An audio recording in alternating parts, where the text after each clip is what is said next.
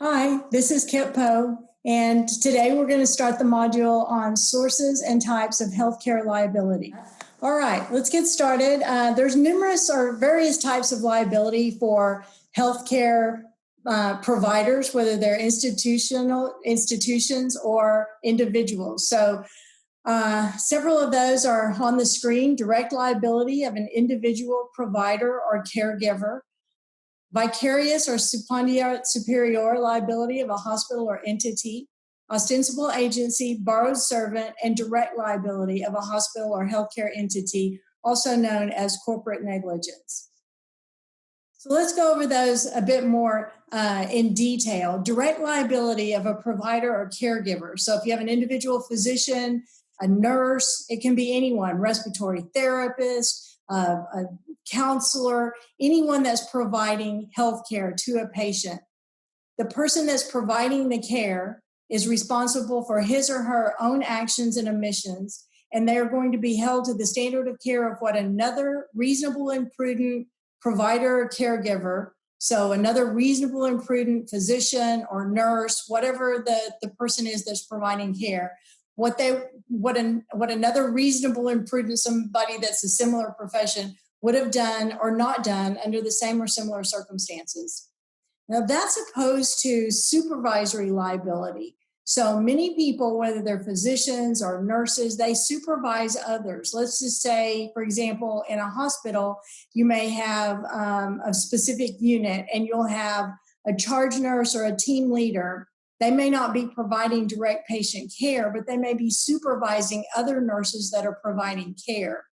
They don't have direct liability to the patient, but they have liability for what we call negligent supervision or supervisory liability. And they're responsible for supervising another person in a manner that a reasonable and prudent supervisor would have done or not done under the same or similar circumstances. When we talk about supervisor liability, again, let's say it's a charge nurse, and a nurse that they're supervising goes in and starts an IV and the IV infiltrates. Is the supervisor responsible? Not directly. They will not have direct liability, but there could be a question of supervisor liability, i.e., you would look to things like, did they make a proper assignment? Was the nurse that they're supervising that went in to do the IV, were they competent and qualified to perform inserting an IV? And was the charge nurse or team leader aware of that? Was it a reasonable assignment? They had done this before. You'd look to make sure, is this a child? Have they started IVs on children before? Those types of questions would come into it. If the person was in the room and needed some help and called for assistance or had a question and the supervisor wasn't available, there could be a question about availability to help in a situation that you should be supervising in. Those types of things would go into supervisor liability. Vicarious or respondeat superior liability is based on an employer is liable for the actions of an employee who is acting within the course and scope of the employee's employment. So if an employee is negligent, the employer is negligent. That's the entire basis of vicarious liability. The theory is if a hospital hires, or a hospital or any entity hires, trains, and controls an employee through policies and procedures, then the hospital is responsible for the actions of that employee. It's a fundamental principle of agency law. It's non-fault based rule of liability. And again, it's just based on the theory that if you are an entity or a hospital and you hire certain people, you've got a responsibility to make sure that, they're competent, you've fully vetted them, and then you control them and monitor their actions through policies, procedures, ongoing education, those types of activities. There's an important caveat to this, and that's that physicians are generally not employees. Remember, we talked about in our previous class, the corporate practice of medicine. An entity cannot practice medicine, so it cannot hire a physician, with exceptions, but the doctrine is based on the principle that an entity cannot hire a physician and pay them a salary to provide medical care and then collect those fees. But physicians may be under a contract with the hospital, and there are also other theories of liability of how a hospital could be liable for the actions of not just its nurses and other technicians and individuals who are employees in providing care, which is vicarious liability. There are also theories of how the hospital can have liability for the non-employees, such as physicians. Before we get to that, let's look at the application of vicarious or respondeat superior liability to a physician, a nurse, or another healthcare provider that's supervising another person. So if you are that supervisor, you're that charge nurse, do you have vicarious liability for the nurse you're supervising who goes in and causes a medical error? You don't have vicarious liability because you don't employ that person. So again, while you may be responsible for negligent supervision, it's a different theory. There's no vicarious liability for them. Vicarious liability can extend to other aspects of agency liability, again, for our independent contractors, such as physicians who generally have medical staff privileges in a hospital, but they're not employees. So under this extension of vicarious liability or agency liability, if you will, we often look to ostensible agency or apparent agency.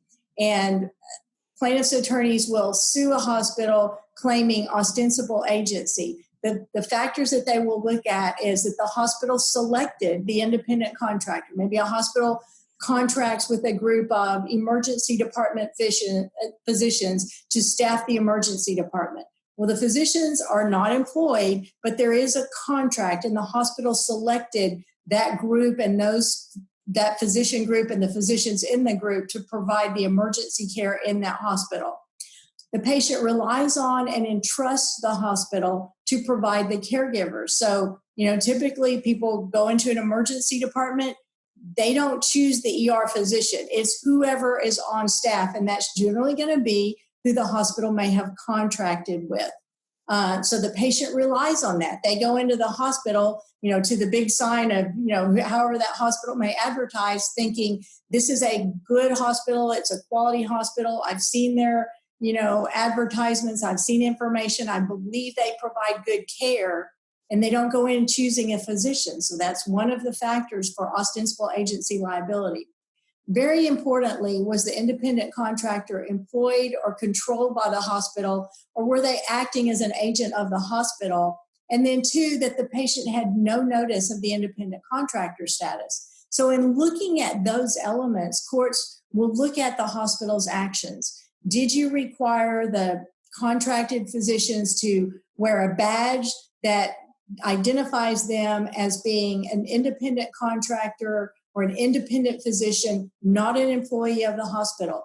Does their lab coat have the hospital's name on it, or does it have only the physician's name on it?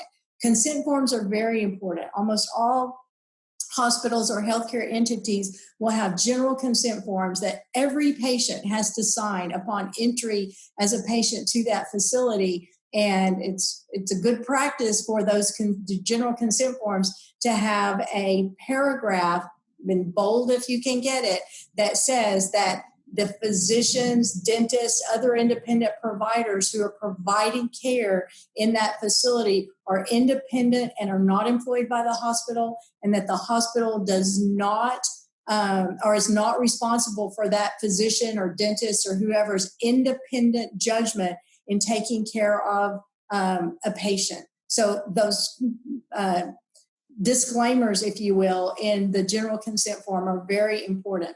Now, ostensible agency or apparent agency is most often applied to what we call hospital-based physicians, such as in the emergency department, radiologists, pathologists, those types of physicians that the hospital has to have to carry on the function of patient care, but the patients don't choose. I mean, patients don't typically go into a hospital and say, I want this pathologist to run my lab tests, or I want this radiologist to do my MRI or my x-rays or read my x-rays. Those are hospital-based physicians. And ostensible agency is generally the theory that plaintiffs' lawyers look to argue that the hospital has a responsibility or liability for the acts of those independent contractors. Another theory that plaintiffs' attorneys may use is the borrowed servant doctrine. And that's a related agency theory, but it depends more on control factors.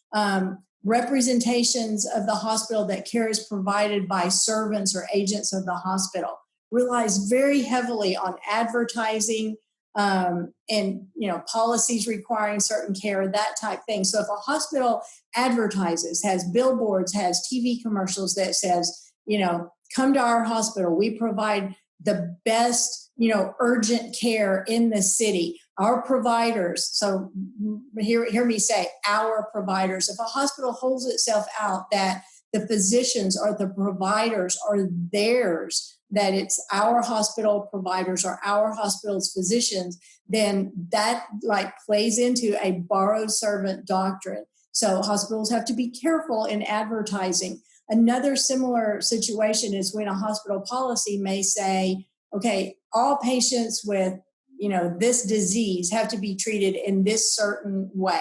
Now, you can have clinical care guidelines, evidence-based practice, and so forth, but the physicians or the independent providers should always be free to use their independent, and they should be required, in fact, to use their independent medical judgment in each and every patient situation.